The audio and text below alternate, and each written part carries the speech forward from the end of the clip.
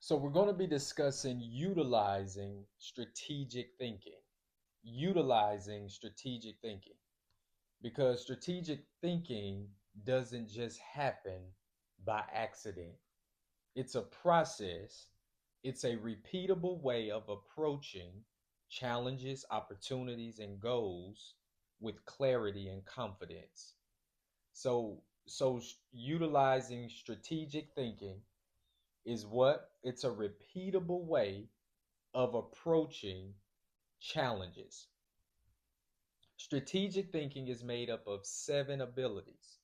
You break down the issue, you ask why before how, you identify the real issues and objectives, you review your resources, you develop your plan, you put the right people in the right places, and you keep repeating the process. And so these abilities help you think clearly, act wisely, and lead effectively. They help you to do what? They help you to think clearly, act wisely, and lead effectively. The first one, strategic thinkers break down the issue. Proverbs 18 and 13 says to answer before listening, that is a folly and a shame. So it's foolish. It's foolish to answer before first listening. Strategic thinkers don't react, they analyze. They take a big problem and break it into smaller, understandable pieces. If you see a big problem, that's a recipe for disaster. If you look at it as a big problem, you want to break it down into smaller pieces, smaller manageable pieces, smaller manageable pieces that you understand. You can't solve what you don't understand. Breaking the issue down reveals what's really going on. Clarity begins with breaking things into parts. Begin to organize your life in sequence with the 4 quarters of the year. January through March is the first quarter. April through June is the second quarter. July through September is the third quarter. And then October, November, December, those last 3 months are the fourth quarter.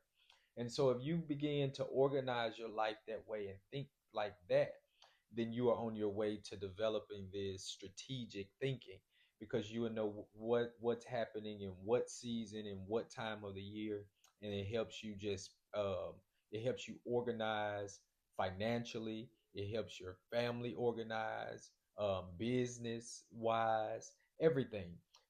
Businesses do this already, but I'm asking you to adopt this in your own personal life. Number two, strategic thinkers ask why before how. Proverbs 4 and 7, wisdom is the principal thing. Therefore, get wisdom. Before you figure out how to do something, you must understand why you're doing it. Don't just be doing things to be doing it. Well, why are you doing that? You ever asked a child, or or a young adult or a teenager, well, why did you do that? I don't know. I don't know, right? But those of us who are of age, whose prefrontal cortex is developed, and we have this ability to plan, to make executive decisions, to function on a higher frequency and a level, that I don't know won't cut it for us. We need to know why we're doing what we're doing. The wrong why leads to wasted time, wasted energy, and wasted effort. So you need to know why you're doing something. But even if you know why you're doing something, the wrong why leads to what? Wasted time, wasted energy, and wasted effort. That the right why gives direction and purpose. The wrong why have you wasting your time, your energy, and your effort. But the right why will give you purpose, and it will give you direction. Purpose must come before process. You have to know what the purpose is, right? Before the process can begin. Otherwise, how do you know what you're being processed into? And so number three is strategic thinkers identify the real issues and objectives. First Samuel 16:7 says, man looks at the outward appearance, but the Lord looks at the heart. Strategic thinkers look beneath the surface. They don't get distracted by symptoms. They identify the root issue. If you solve the wrong problem, you stay stuck. If you identify the right objective, you can move forward. If you solve the wrong problem, you remain stuck. You cannot, what as that scripture said, man looks on the outward appearance, but the Lord looks on the heart. And so we have to learn how to see the way the Lord sees, because we can view a problem from an outward appearance, but it's deeper than that. You want to go to the root of it. You want to figure out where is that stemming from, right? And so don't treat symptoms, address the source. Number four, strategic thinkers review their resources. Scripture says in Luke 14:28, sit down and count the cost. Strategic thinkers take inventory. Inventory of what? Inventory of their time, of their energy, of their finances, of their relationships, of their skills, of their tools, right? They want to see if they have what it takes to do what it is that they need to do and get those things in order. You can't build a plan that ignores your reality. You must know what you have before you decide what to do. Strategy must match capacity. Your strategy to solve this problem, to grow this, to scale this, must match your capacity. But remember now, it does not mean you're going to stay at that level forever. You just have to work with what you currently have, master that.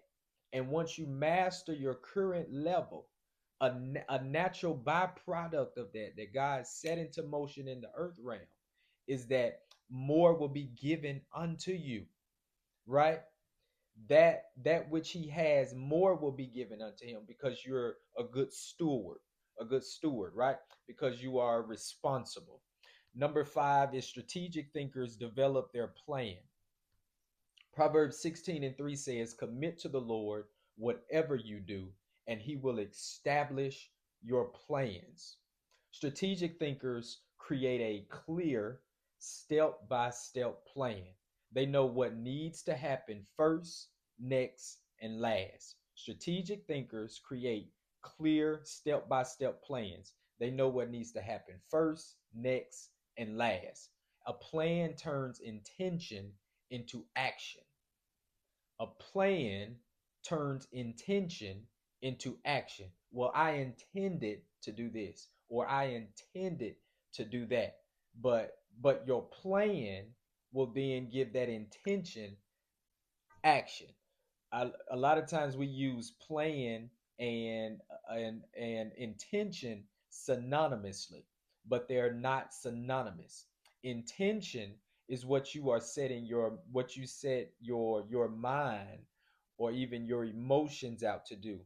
But a plan should be closer to a vision, where it's written down. And when you write something down, it is as if it is a legal document, because you're making a covenant. God looks at it as you're making a covenant with him. This is why the book of Habakkuk says, write the vision, make it plain, that he that readeth can run with it. It didn't say you had to go get it notarized. It didn't say that you had to go get a judge to sign off on it. God told you to write the vision and make it plain. That means he co-signed on it. If you write the vision and make it plain, he a co-sign on it. He is your notary. And so a plan turns vision into movement. So a plan turns intention into action, and a plan turns vision into movement. A goal without a plan is just a wish. And we don't wish, we plan to do what it is that we want to do, right? Number six is strategic thinkers put the right people in the right places. Strategic thinkers put the right people in the right places. Ecclesiastes 4:9 says, two are better than one. Strategic thinkers understand that success is a team effort. They don't just gather people, they position people. The wrong person in the wrong place creates frustration. So you just don't want to have people around. You want to have people in the right position. You want to have people in your life that serves a purpose. Why? Because the wrong person in the wrong place creates frustration. The right person in the right place creates momentum. Alignment creates acceleration. Number seven is strategic thinkers keep repeating the process. So all of that we just talked about and discussed, it's creative thinkers understand that this is, I have to keep this going. This isn't stagnant. It's fluid. It's constantly moving. Proverbs 24 3 through 4 says, by wisdom a house is built. Through knowledge its rooms are filled. By wisdom, a house is built. Through knowledge, its rooms are filled. Strategic thinking is not a one time event, it's a lifestyle. You evaluate, adjust, refine, and repeat. Why does this matter? Because life changes, goals change, resources change. Your strategy must evolve with them. Life changes, goals change, your resources change, and so your strategy must evolve with the changes. Consistency creates mastery. So if you can be consistent at being strategic, then you will enter a level of mastery in that area or areas that you are being strategic in. So strategic thinking isn't complicated, but it does require intentionality. It requires you to be intentional about what you are doing. It's the mindset in strategic thinking is it's the mindset that helps you break things down, understand your purpose, identify the real issues, and build a plan that works. So break down the issue, ask why before how, identify real objectives, review your resources, develop your plan, and put the right people in the right places. Repeat the process. If you master these seven, you won't just think strategically, you will live strategically. You will live a strategic life. And what is a strategic life? A strategic life is a well-oiled machinery, right? Businesses operate strategically. They're not here today and gone tomorrow. Not the Fortune 500 companies, right? Not the places that you trust to get your weekly, your monthly products from. It's a well-oiled machine because there are strategies put in place, and you want your personal life to be like a well-oiled machinery. You want to live strategically, and so this is all about strategic thinking.